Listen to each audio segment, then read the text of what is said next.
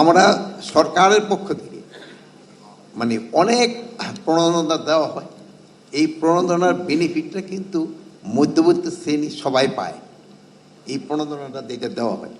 আর আপনারা যদি দেখেন এবার কিন্তু এই ঈদের সময় যে বাজার ছিল প্লাস এখনও যে বাজার, যেটা সবজির বাজার করেন বা চাউলের বাজার করেন, কিন্তু একটা মোটামুটি একটা স্বস্তিকর পরিস্থিতির ভিতরে আছে।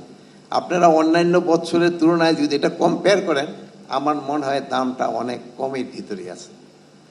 আর আমাদের এবার প্রোডাকশনের দিকে যদি দেখেন, আমাদের গতবারের থেকে এবার কিন্তু সবকটা প্রোডাকশনই কিন্তু আমার বেশি হয়েছে।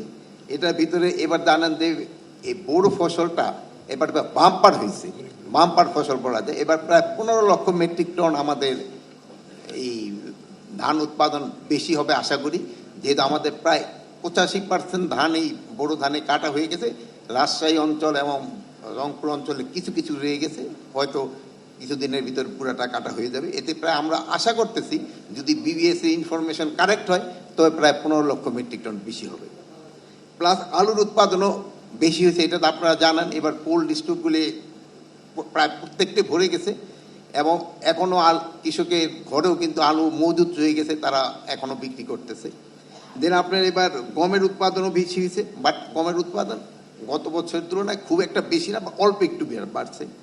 পেঁয়াজের উৎপাদন গত বছর থেকে অনেক বেশি উৎপাদন হয়েছে। ভুট্টার উৎপাদনও গত বছর থেকে অনেক বেশি হয়েছে। আদার উৎপাদনও কিন্তু গত বছর থেকে এবার বেশি হয়েছে। আর সবজির উৎপাদন তো গত বছর থেকে অনেক বেশি। আপনার ইলেকশন যে এই ফুলকপি, বাঁধাকপি এগুলি বাজারে তারা মানে কৃষক দামই পাচ্ছে না, ফালাই দিতেছে। এই জন্য আমরা এবার চেষ্টা করতেছি যে প্রায় 100-র মতো ছোট আকারে কোল্ড স্টোর করব। যেহেতু আপনারা জানেন শীতকালীন সবজি এবং গ্রীষ্মকালীন সবজি এই দুইটা আষাঢ় মাঝখানে একটা ট্রানজিট পিরিয়ডের মতো থাকে, প্রায় 1 মাসের মতো, যেই সময় সবজির দামটা খুব প্লে করে। এই জন্য প্রায় 100-র মতো আমরা ছোট আকারে কোল্ড স্টোর করে দিচ্ছি, যেন ওই সময় কৃষক তার এই ধরেন ফুলকপি, বাঁধাকপি, টমেটো, শালগম এগুলি যেন প্রিজার্ভ করে রাখতে পারে। ওই পরে যেন তারা এটা বিক্রি করে যেন তাদের যে উৎপাদন খরচটা অন্তত যেন তারা উঠাইতে পারে এবং তারা যেন কিছুটা প্রফিটও যেন নিতে পারে। এই জন্য আমরা প্রায় 100-র মতো কোল্ড স্টোর এবার করে দিচ্ছি। প্লাস আরেকটা জিনিস হলো, আপনারা জানেন যে আমাদের যে আলুগুলি রাখার জন্য যে কোল্ড স্টোরগুলিতে আলু, খাবার আলু রাখা হয়, সে একই কোল্ড স্টোরে কিন্তু বীজের আলু রাখা হয়। কিন্তু এই জন্য আমরা বীজ আলু রাখার জন্য একটা আলাদা কোল্ড স্টোর করে দিচ্ছি। প্রায় 4টা কোল্ড স্টোর আমরা করে দিচ্ছি বড় আকারে, যেগুলির মধ্যে শুধু বীজই রাখবে। আরেকটা আপনারা তো জানেন যে এই ছোটো ছোটো কোল্ড স্টোরগুলিকেও রাখাও একটা সমস্যা আছে। প্রত্যেকটা সবজি কিন্তু এক এক টেম্পারেচারে থাকে। টমেটো যেই টেম্পারেচারে রাখতে পারবেন, ফুলকপি কিন্তু ওই টেম্পারেচারে থাকবে না। এই জন্য কিন্তু আমাদের আলাদা আলাদা কিন্তু বক্স টাইপেরও করে দিতে হচ্ছে। আমরা হয়তো এই বছরের ভিতরেই মানে নেক্সট সবজিটা ওঠার আগেই আমরা এই কোল্ড স্টোরগুলি হয়তো আমরা সম্পন্ন করতে পারবো। এই জন্য আমরা জলবায়ু সে ফান্ড থেকে এই টাকাটা পেয়েছি।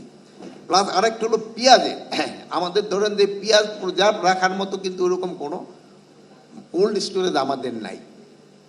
আমরা কতগুলি ওই যে এয়ার ফ্লো ইকিয়ার দিয়ে আর কতগুলি ঘর করে দেওয়া হচ্ছে, প্রায় 500-র উপরে ঘর করে দেওয়া হচ্ছে, যেখানে পেঁয়াজটা রাখলে যে পেঁয়াজটা যেন না পচে যায়, পেঁয়াজটা যেন না পচে। এই জন্য এয়ার ফ্লো একটা থাকবে, মেশিনও থাকবে।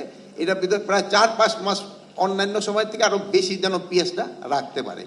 প্লাস আমরা একটা গ্রীষ্মকালীন পেঁয়াজও কিন্তু আমরা একটা ইন্ট্রোডিউস করার চেষ্টা করা হচ্ছে। গতবার আপনারা দেখছেন প্রোডাকশন হয়েছে। এগুলি যদি হয় আমার মনে হয় মধ্যবিত্ত শ্রেণীরই বেশি উপকৃত হবে।